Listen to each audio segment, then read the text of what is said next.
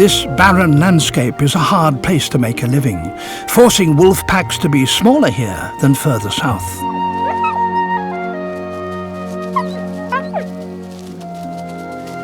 Six hungry mouths to feed. The cubs are just over a month old.